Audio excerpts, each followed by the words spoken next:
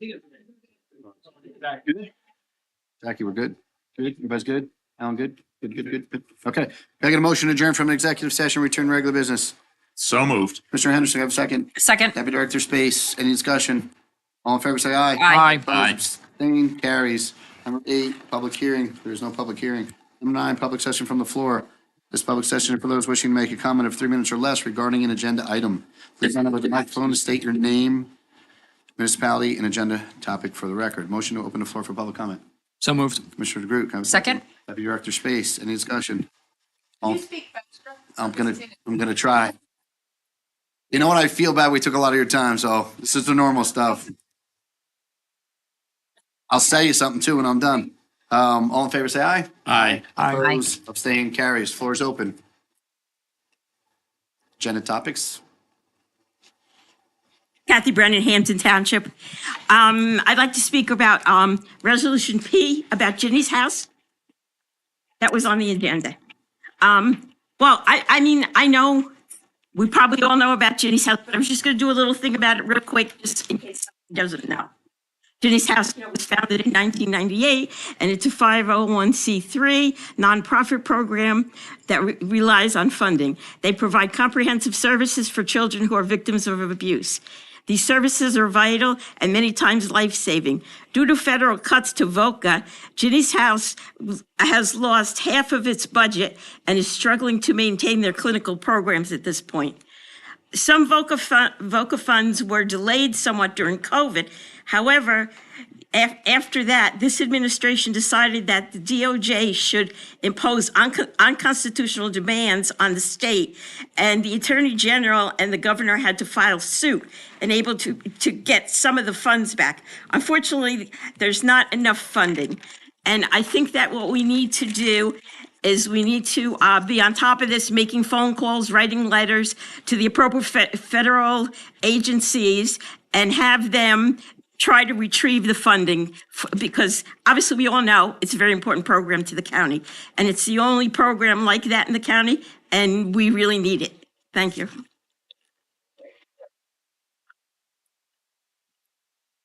Reading the resolution for the record as well. You hit on some of the stuff, which was good. I'll cut down some of it. I'm going to read it because this means a lot to us, as it does you. So yes. Anyone else?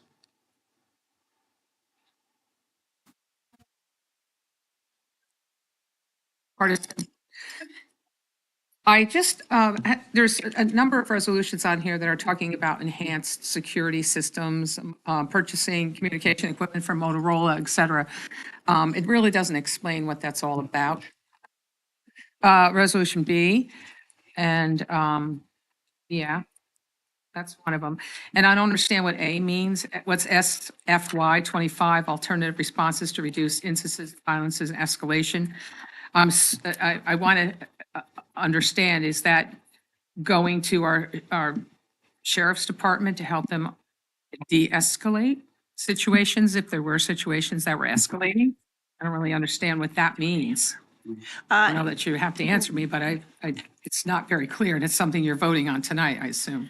So Resolution A is a program run through the prosecutor's office, and that funding will go to fund that ARRIVE program. It's part of their grant funding. I don't know what an ARRIVE program is. It's the violence and escalation together. It's a program. I mean, we can provide some information. Well, that's where it's deceiving, where it says escalate. I think we want to de-escalate, don't we? If things are escalating, they're going to. I can provide you, separately further information if that's what you're looking Okay. for.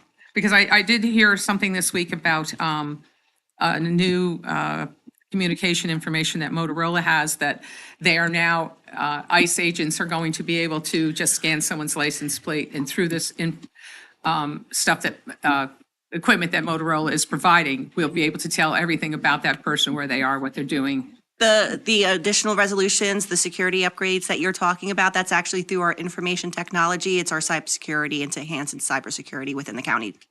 In county infrastructure. Yes. Okay. All right. So, I don't know if that helps me. Okay, thanks. If you'd like, you could request more information. Thank You you. can email the board.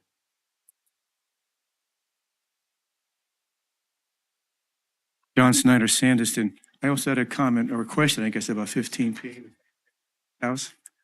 I think last time it was mentioned it was $390,000. 490? No, I think 390. it's 390. Federal money that goes through Trenton. It's, Got the impression that Trenton was the roadblock. so it's federal money that's then divvied up to the states. And then the states go ahead and use a formula in how they're taking that VOCA funding, which is the Victims of Act Crime. It's funding that's received from fees of federal crimes. It's not taxes, but what they do is they go ahead and use the formula, divvy it up to services that are provided by agencies throughout the state. So the pot of money goes to the state, and then the state divvies up how that's going to be distributed to the different agencies. My impression is then it's the state that decided that Ginny's house wasn't going to get this money. I think when I read this resolution. Yeah, it'll answer. When I read this resolution, I think it will answer. I'll read it very slowly. Thank you. Is there anyone else? Anyone else? No? All right, motion to close the floor for public comment. So moved. Commissioner Cook, have a second.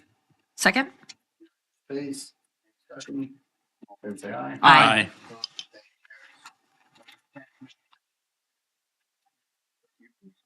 Okay, on 12/12/25, I attended a Zoom meeting with LD24 representatives and local mayors. Always very informative hearing issues at the state level that trickle down to local government. Many things to look forward to in 2026 and several items of huge concern to local government and taxpayers. On 12/12/25, I attended the 911 user holiday party. I'd like to thank Eric Mueller for the invite. On 12/13, I attended the Wreath Across America event at Northern New Jersey Veteran Cemetery. I'd like to thank Wreath Across America for the outstanding work they do remembering and honoring vets that paid the ultimate sacrifice for this country.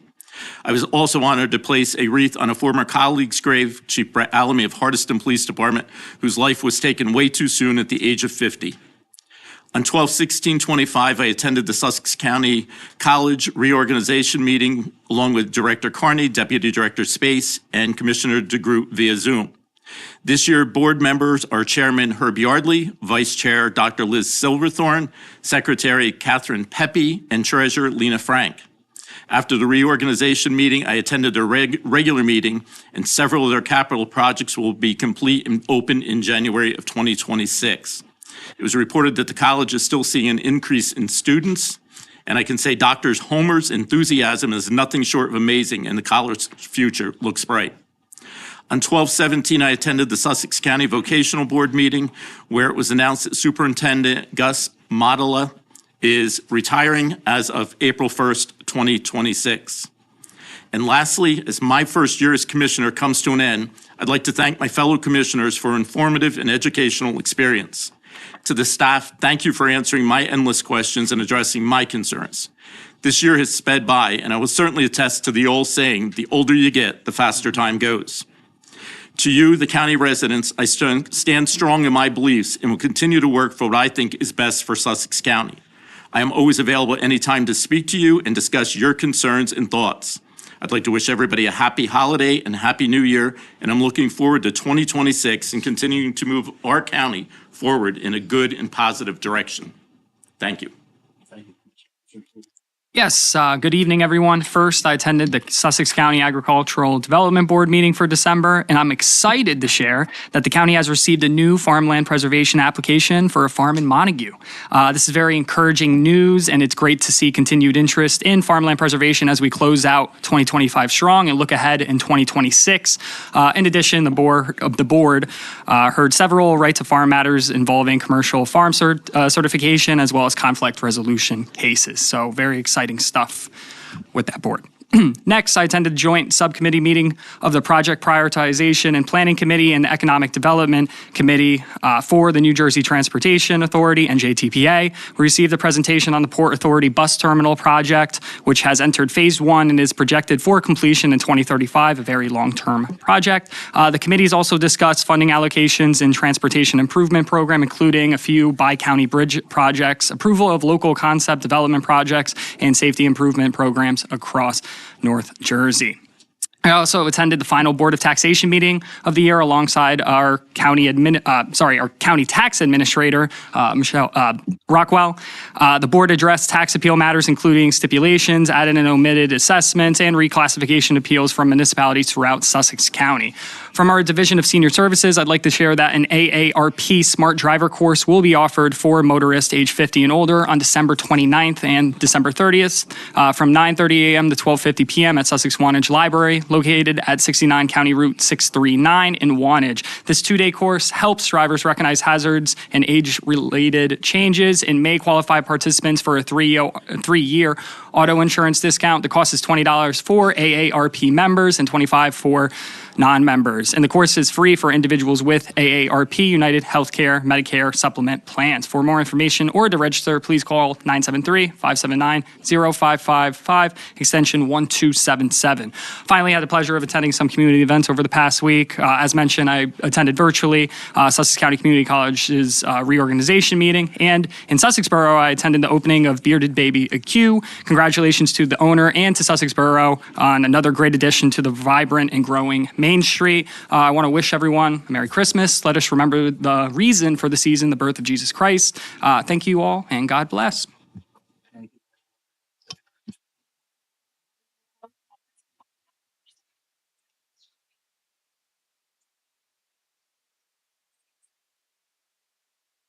Office of Public Health Nursing, 201 Leechworth Road in Hamburg. This clinic offers a variety of health screenings and education. Uninsured and underinsured county residents who qualify for the New Jersey Cancer Education and JC program. To make an appointment, call the Office of Public Health Nursing 570 extension 1275. And mosquito season in review. One human case of West Nile virus was reported for the 2025 season. This is the third human case of West Nile virus reported for Sussex County, with the last case reported in 2018 and the first in 2003. One reported blood donor did not experience West Nile virus symptoms as well. The disease surveillance program submitted a total of 478 pools for a total of 16,076 mosquitoes that were tested for mosquito-borne disease for the 2025 season. From June 17th through September 18th, tested positive for West Nile virus in 18 municipalities. This is the highest number of West Nile virus pools reported for Sussex County. Historically, an average of 10 to 12 pools are reported for a season. One positive pool of Jamestown Canyon virus was reported in July in Freedon Township. Positive pools of lacrosse and encephalitis were reported at the same location in Vernon Township in June and August. Virus is not commonly found in New Jersey. The county experienced above average rainfall amounts from March through June. However, below average amounts from July through October. Due to the rainfall activity, 4 aerial applications were conducted from April through July to control larval mosquitoes. A total of 4,894 acres were treated within the floodplains of Hopatcong Borough, the town of Newton, and within Wantage, Vernon, Hampton, Lafayette, and Hardiston Townships. To poor weather conditions and FAA no-fly restrictions, several aerial applications could not be performed, resulting in very high adult mosquito populations in the designated areas for aerial treatment. The Office of Mosquito Control participated in 9 public outreach events in 2025. 7 of those events were for local community day towns of Sparta, Stillwater, Wantage, Montague, Hamburg, Hardiston, and Sussex County Day. The office also participated in 2 separate events at the New Jersey State Fair. The Office of Mosquito Control set up a public educational display at 17 separate municipal buildings that was also on display at all Sussex County libraries for 6 weeks. Spotted Lantern Program, the Office of Mosquito Control distributed over 300 spotted lantern fly traps in 2025 to help control infestations experienced. Traps are still available if residents would like to pick up their 2 free traps for the 2026 season. Please contact the Office of Mosquito Control at 973-5225 for more information. On Thursday, Director Carney ran from the CWA and I met with employees at the county garage in Sanderson. These visits allow employees to voice their concerns directly to us. We walk away having changed at least one thing to make it a better work environment. On Friday, Director Carney, Interim Administrator Christina Marks, and I were on a legislative Zoom hosted by Tammy Horsfield from the Chamber of Commerce. We heard updates from Congressman Josh Gottheimer, Congressman Tom Kane, Senator Parker Space, Assemblywoman Dawn Fantasia, Assemblyman Mike Ganamort. Director Carney was given the opportunity county update. We were all on the call. Also on Friday, Commissioner Henderson, Director Carney, and I listened into the. We did not actually participate because we can't see.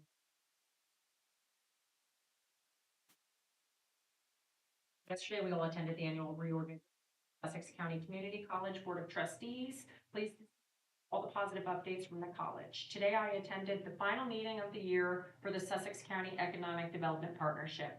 Tammy gave us an update on finances and correspondence she has had with local development. Looking forward to seeing coming out this year and participating in our meetings. It's nice to see the public care, and I want to wish everybody a happy, healthy new year. Commissioner Hayden, a happy retirement from Sussex County government, and last, I don't know, 4 months, but not good. Thank you, Deputy Director Space.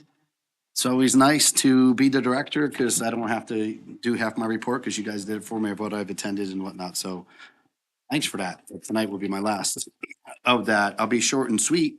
A couple things with engineering. Bridge X20 has been returned to service. The project was constructed using in-house forces, and there's a strong reflection of the skill, dedication, and pride of our in-house staff. Bridge X48 has been reopened as well, and work will continue in the spring with some minor traffic delays and so on. Winter season has come to a full. Thus far this season, our winter responses crews have responded to 6 storms, 5 in the first 2 weeks of December, and the program includes management of 67 plow routes, supported by 77 staff members, all focused on providing snow and ice control on 620 lane miles of county routes. The response included 70 hours of in-service winter response time, with a cumulative investment approaching $840,000 for materials, labor, and equipment. So kudos. I know sometimes you see complaints on Facebook and whatnot about our DPW keeping our roads clean, but I mean, I haven't seen that problem. What people don't understand, there is snow drifts, which is sometimes out of our hands, but I mean, they're really on it. I'm proud of our DPW. They do a great job.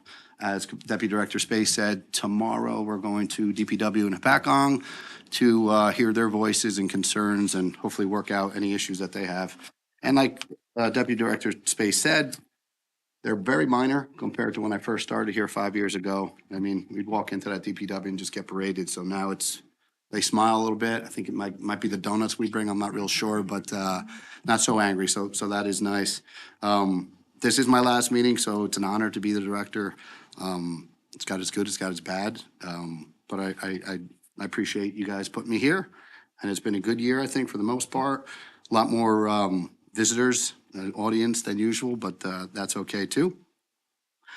And I've waited 3 years for this, so I do have a departing gift for Mr. Hayden. It's a Bible. This comes from my Bible study, I guess you would call him a leader. It's got our names on there. His name is actually on here. He wanted me to give this to Bill and I guess what you'd say is forgive him for everything he brought to the county. I told him I couldn't do that, but I will give him this Bible, and I'm hoping that he will repent for the last 3 years of what he's brought to this county. So we're gonna leave this in his box when he comes picks up his, I don't know what he has here, but I'm gonna give this to Mrs. Marks, put that in the box, and hopefully he will repent for the aggravation and everything else that he brought to the county. Waited here for 3 years. Or that.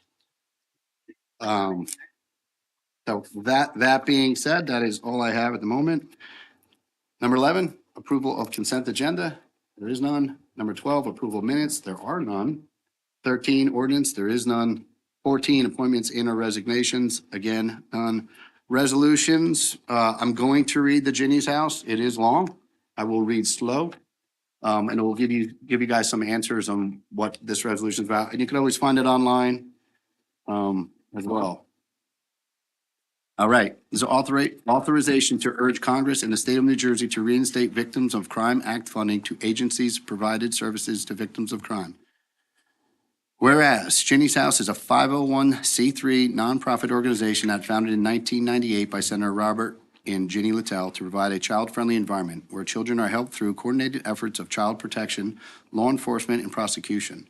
Healthcare and mental health agencies where child abuse is suspected, disclosed, or reported. And whereas Ginny's House is a child-friendly place that reduces further trauma by hosting a legally defensible forensic interview and coordinating services each family may need. And whereas treatment for children at Ginny's House is managed in a way that makes the child feel safe and special.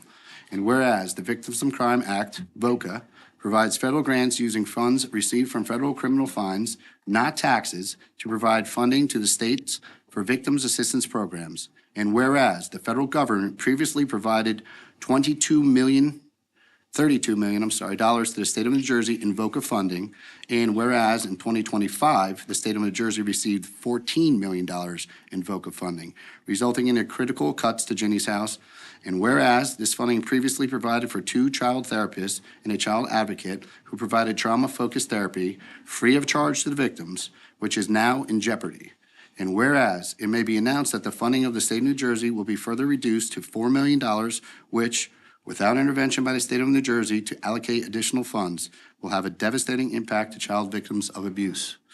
And whereas the Board of County Commissioners of the County of Sussex wishes to formally go on the record to advocate for the children and urge both Congress and the state of New Jersey to take whatever actions are necessary to reinstate this critical Victims of Crime Act funding to the agencies that provide services to the victim of crime, especially to the most innocent victims, the children. Now, therefore, it be it resolved that the Board of County Commissioners of the County of Sussex does hereby strongly urge Congress and the state of New Jersey to take all actions which may be required to reinstate the full allocation of Victims of Crime Act, VOCA funding. And be it further resolved that the clerk of this board shall forward copies to the United States Senator Cory Booker, United States Senator Andy Kim, Congressman Josh Gottheimer, State Senator Parker Space, Assemblywoman Dawn Fantasia, Assemblyman Mike Ganmore, and Christy Young, the Executive Director of Ginny's House. And also to Representative Tom Keane. And Congressman, yeah, it's not on here, Tom King. You added it? Yeah. Okay, sorry. All right, so with that being said. What's that? Yes.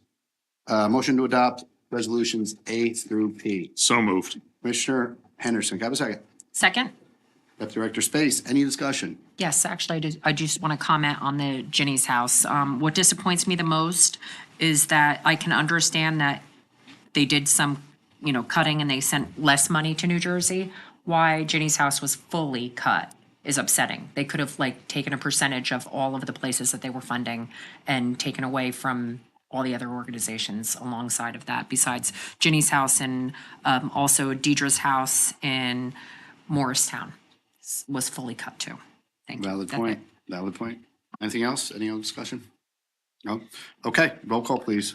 Commissioner DeGroot, Yes. Commissioner Hayden absent, Commissioner Henderson. Yes. Deputy Director Space. Yes. Director Carney. Yes. All right, 16 is awards of contract change orders and bids. The Board of County Commissioners of the County of Sussex has reviewed the award contract change orders bids consisting of various proposed resolutions and determined that the adoption of a said resolutions is and will further the public interest. Motion to adopt resolutions A through B. So moved. Commissioner DeGroot, Second. have a second. Deputy Director Space, any discussion? Roll call, please. Commissioner DeGroot, Yes. Commissioner Hayden absent, Commissioner Henderson. Yes. Deputy Director Space. Yes. Director Carney. Yes. Number 7 is financial. We have none. Number 18, personnel. We have none. 19, administrative report. So, yes, thank you. The first thing I do want to report on is I met with our CFO regarding the budget for 2026. As we've been reporting pretty consistently, this is going to be a very challenging budget year. We're continuing to do work on each part of that budget, and we anticipate scheduling workshops sometime mid to late January, early February. The county clerk provided an update to the Stuff the Box event that they were hosting throughout the county. The donated items were delivered to the food pantry yesterday. The clerk's office would like to thank all of the county employees and anyone else who may have donated. It was truly heartwarming to see how the county workforce came together to provide numerous items to those in need. I also want to personally thank the DPW staff during our recent snowstorm this past weekend. We received more snow than was previously anticipated, and they really were out making sure that those county roads were clean and safe and passable. And then lastly, but not least, I do want to wish everyone a very Merry Christmas and a happy and healthy New Year. And thank you. I think stuff that we're gonna discuss, so there's gonna be, we're gonna deal with a resolution to be in the 911 litigation. Yes, that's, And I think, yes, sir, you should have administrator in your office, in West County, Sussex, and make shared service agreement review. If we don't do it today, we can always put on it at the east meeting. I think those are the only two things I have. Other than that, Merry Christmas. Happy New Year. Okay, thank you. 21, unfinished business. Does anyone have any unfinished business before me? You jumped the gun on me. I was going to bring up the road departments. There's been several posts on Facebook complaining on 15 and 80 and every other road about roads not being cleared. As a guy that's driven those roads at night myself and the snow beating at your windshield and your windshield not clean, I will give all, not only our county road department, but all the road departments kudos for what they do and the hours they put in to keep the roads safe for any of us to get out, including emergency vehicles.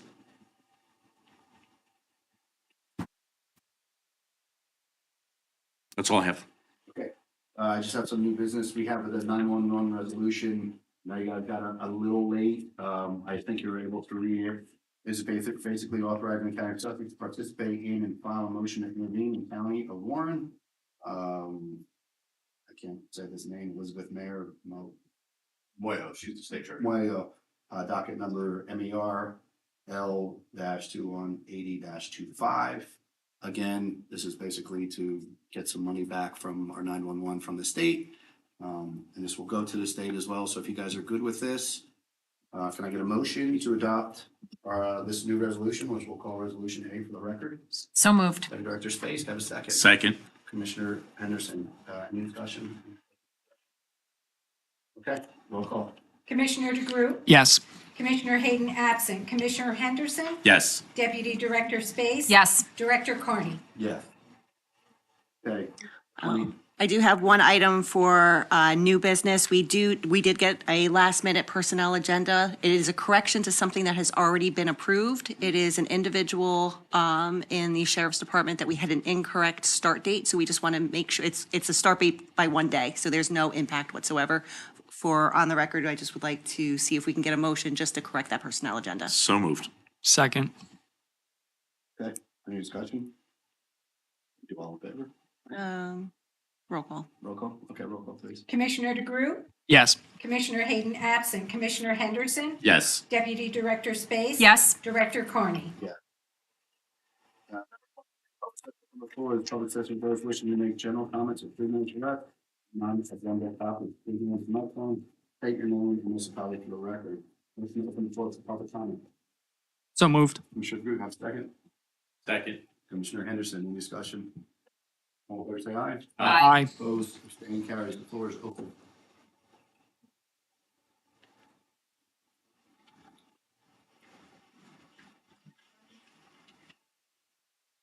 Pamela Gray, Stillwater.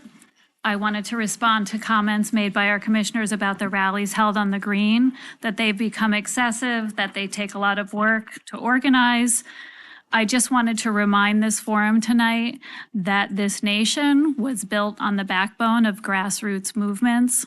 It has always been the power of the people, ordinary people standing up, speaking out, and pushing back against government overreach that has shaped our history and defined our freedom. When our founders dumped tea into the Boston Harbor, it wasn't a government event, it was a grassroots protest. It was the people saying enough. And that moment lit the spark that became the American Revolution. In the 19th century, it was people in small towns, local churches, who rose up and said slavery was wrong. And they fought until the abolition of that evil system became the law. It was local marches and rallies organized by everyday citizens that gave rise to the women's suffrage movement, the movement that ultimately secured the 19th Amendment. And because of those efforts, women, including Commissioner Space and so many others, gained not only the right to vote, but the right to run and hold public office. It took 100 years of protesting in order to gain that right. Grassroots activism is what exposed the harsh realities of child labor and dangerous working conditions. It's what pushed lawmakers to create the labor protection we all benefit from today: fair working hours, minimum wage laws, workplace safety standards. And in the 20th century, when brave Americans sat down at lunch counters, when they marched across bridges, when they rode buses in defiance of segregation, it was local people who made the civil rights movement unstoppable. Their courage gave us the Civil Rights Act and the Voting Rights Act of 1965. It was local citizens, too, who sounded the alarm about pollution that led to the creation of the EPA and the Clean Air Act. And more recently, grassroots efforts have helped secure protection for our LGBTQ+ brothers and sisters. So yes, rallies are hard work and they can be inconvenient, but they are the lifeblood of a free nation. Throughout our history, the cry for liberty hasn't started in halls, it has started in places like our green. It has been local citizens, parents, teachers, neighbors, and workers who've come together to remind us that the government works for us. You work for us. So let us never dismiss the effort it takes to gather, to rally, and to speak out. Because every time people assemble to demand accountability, they're keeping alive the most sacred promise of America, that we are a government of the people, by the people, and for the people. And that, commissioners, is what truly makes us the land of the free. Thank you.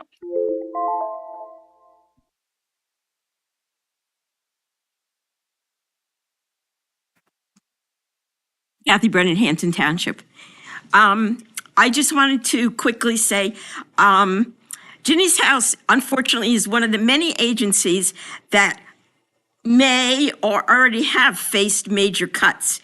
While the administration is busy concentrating on building things with golden marble, a ballroom, an archway, millions of average Americans are struggling because of cuts to these programs, job cuts, and increased prices. This is not the way America should be. And I just wanted to say also that when the federal government did not send money to the state cannot magically make it appear. I mean, you would like the state to be able to maybe shift some funding or whatever, but I just don't feel the whole responsibility is on them.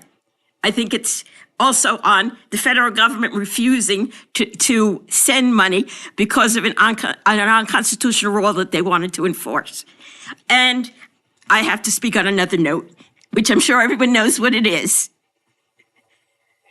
It's great, with great delight, that I get to say goodbye to Commissioner Hayden.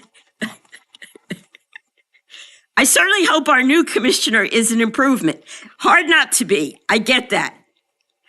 Well, and also, since Commissioner Hayden will no longer be attending meetings like he did anyway, I'm wondering if it is possible now to cut the amount of security needed for a meeting. We no longer have someone who says he needs major security because he fears for his life. And thank you, and everyone have a good holiday season.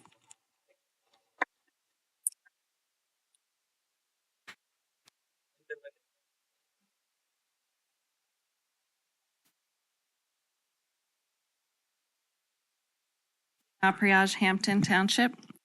It is very apparent through the actions and comments made by some of our commissioners that there is a woeful lack of understanding and appreciation for the history of the United States among members of this board.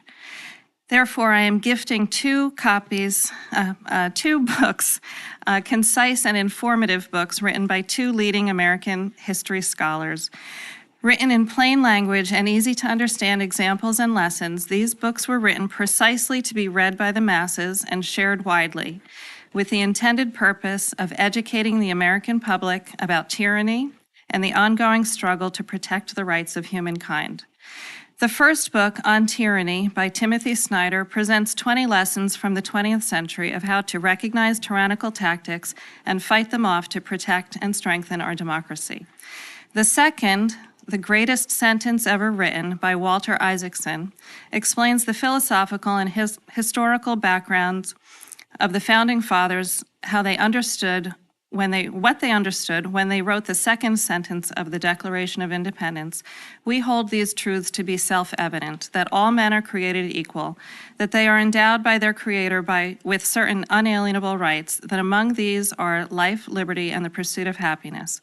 In this time when the President of the United States on a daily basis shows us the depths of his depravity, and his sycophants allow and even encourage his depraved actions and words, it is imperative that every American understand the history of this nation and the history of tyranny across the globe. I urge the commissioners to start their lessons with these two short, easy-to-read, and inspiring books. Show the Founding Fathers the respect they deserve and learn why they fought one tyrant to create this country and wrote the founding documents to ward off the rise of another. I would love to read the prologue on tyranny, but I don't have time. Based on the two commissioners' comments tonight, I'd like to read as much as I can from one chapter in Walter Isaacson's book, Endowed by Their Creator. Jefferson built on his assertion that men are created equal by arguing in his first draft that from that equal creation they derive rights. Once again, the committee tweaked his language. They are endowed by their Creator with rights, the final version declares. The phrase was more felicitous and memorable, but that did not mean exactly the same thing. It asserted that a Creator had endowed them with their rights, rather than those rights were created from the equal creation in the state of nature. Jefferson's original formulation reflected his religious outlook known as deism. Like Franklin and many other deists among the Founding Fathers, he believed in a supreme being or creator, but rejected the idea of a personalized God whose acts. Please read these two very simple, easy-to-read books about American history.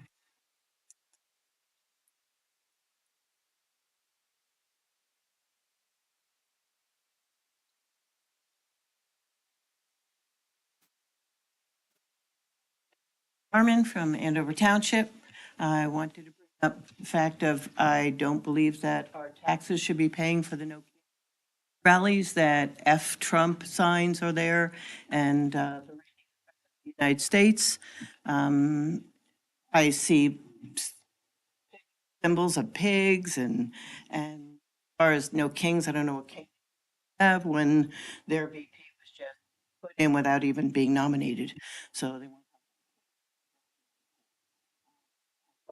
that. I also wanted to bring up the fact that I don't think Newton Day should be drag shows that they have. They have a separate day for that. I don't care what you want to do. Newton Day, have your drag shows on another day. I want to come and be proud of my town. I shouldn't have to be subjected to that, and families shouldn't have to be. I know that there are other school boards that have issues, libraries, books that are being read to parents, whether you want to raise them, not for the schools.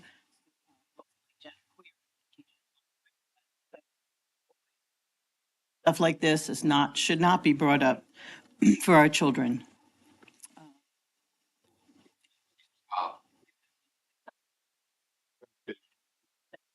So these are just that I want to be. No kings, you want to have the rally, fine, have it come out of your organization. The funding shouldn't be taxes. Things I don't believe in that.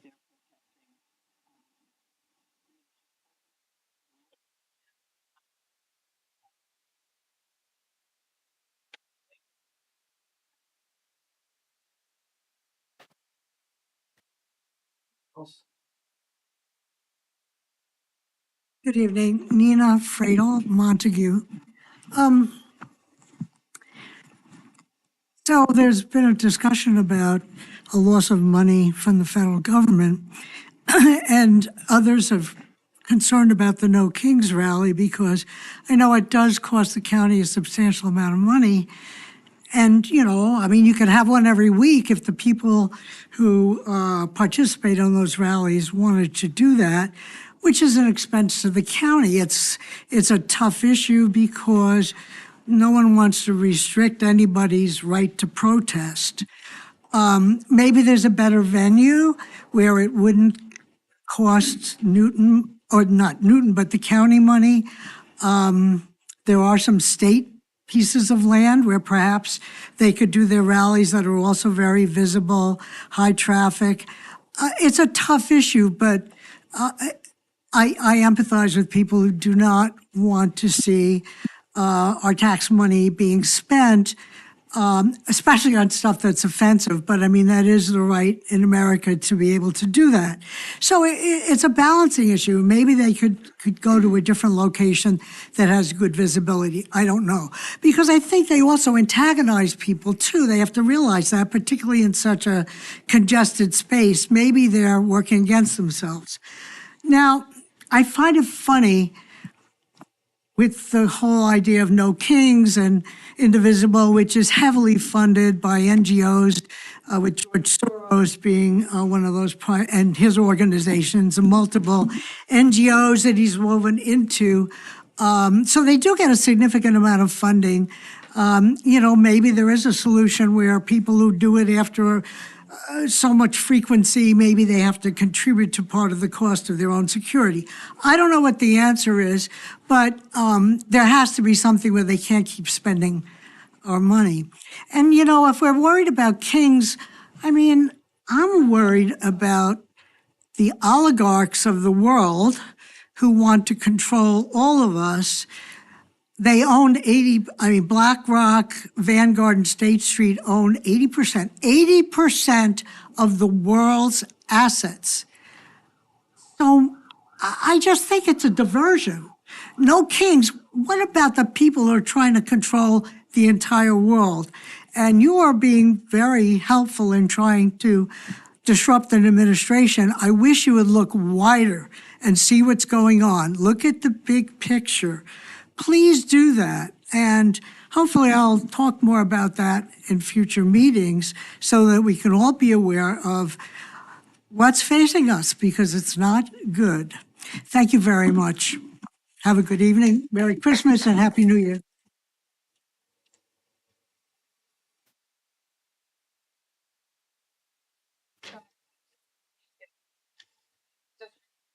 Joe Van Allen, Artiston. So there's a sign on the Newton Green that said democracy was born on this space. And in order for us to be able to have a space as taxpayers in this county, we pay our taxes too. It is county property, and it's a space where people can assemble. I have yet to get my check from George Soros. I keep checking the mailbox every day. But we are all volunteers. We all come together as one for democracy in our country, in our state, in our community. So a lot of people are misled by comments like that. I don't know that we've actually asked for security on the green. If any of these people that complain about it, and not that you're complaining, but including yourselves, come to a rally, see the joy that is there, see the people that are celebrating the freedoms that we have before they're taken away, because we get to use our voice. The First Amendment gives us that right. And when we assemble on that green, we have the First Amendment behind us. Until that is taken away from us, and maybe the wannabe king will do that. But for now, we have that right. So if the security is provided by the county, you're doing that because you want safety. We're not asking for it. We're not asking for you to spend money for us to be there. We can be on that sidewalk every day of the year if we'd like, because we have that freedom. When we have an organized rally, if you're helping us out, great. But please don't think we're asking for that money to be spent on us. I want the people in Sussex County to know that we are not getting paid. We're not asking for people to pay for us to have anybody watching over it. And we hope that there will be no trouble. There's no trouble within our groups. There has been no trouble at all. If anybody comes in and causes trouble, well, then I guess that would be up to, call the police and ask them to come help us. I just don't understand why people who know, if they haven't studied history, they need to. We were born through descent. We descended from England. We gained our freedom in this country to be able to have those rights, to have the Constitution, to have the amendments, and to be able to live our lives the way we want to. Not for someone to dictate what my child can read in school, not to dictate how I can protest, what kind of sign I can put up there. And if you drive around this county, you'll see a lot of disgraceful signs supporting the president that we have right now, which 19 seconds. That's all I need to say. I appreciate what you guys do. I know there's a lot that you have to do in this county to keep it running. And if you want to sit down and talk with our indivisible group, please sit with us and understand what we're doing and what we need. And if we don't need anything from you, we don't need your money. Thanks.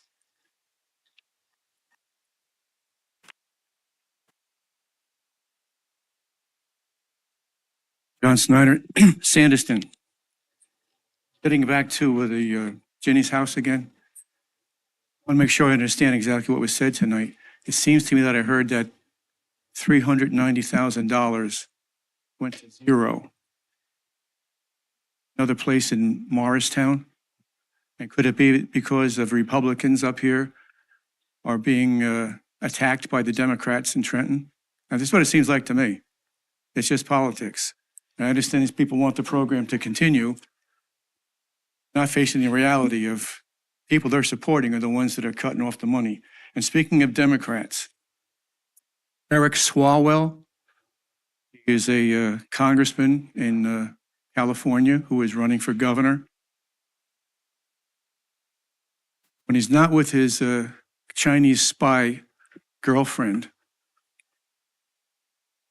he wants candidates for the 2028 presidential nomination of the Democrat Party.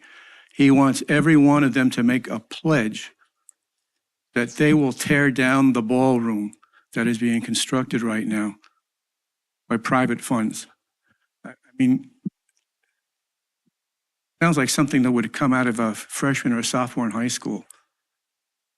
I don't know, just bothers me. I made a mistake last week. I mentioned that one person passed away on January 6th, Ashley Babbitt. But actually, I mentioned this before, there were 4 people who lost their lives. Rosanna Boyland, Kevin Greason, Benjamin Phillips, and Ashley Babbitt. But the other 3 were medical issues that they had that caused their death. Roseanne Boylan had an acute amphetamine intoxication. Kevin Gleason, I can't pronounce all of this, hypertensive, atheros, something or other, of cardiovascular disease. And the other person also cardiovascular disease. But Ashley Babbitt, she was murdered. Today, from what I understand, the Federal Appeals Court upheld President Trump's deploying of National Guard troops in Washington, D.C. Just heard this afternoon. And of course, that is where I don't know if she's a Spec 3, Spec 4, Sarah Beckstrom was murdered by this man from Afghanistan whose name I cannot pronounce. But as he was killing her, shot her in the back of the head, by the way, yelled out Allah Akbar. And we can thank the Democrats for the last 4 years under Joe Biden for allowing people like this into our country. Thank you. Merry Christmas and Happy New Year.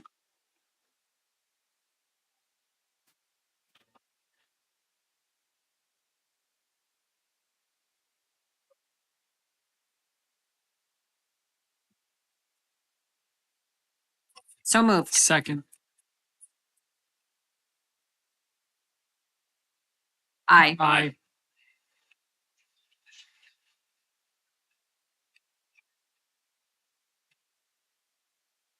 Happy holidays to everybody, Happy New Year, all that good stuff. Thanks for coming out, please stay. Number 25 is adjournment, motion to adjourn the meeting. Second. Discussion. Aye. Carries. Good night, everyone. Meeting is adjourned at 7:45.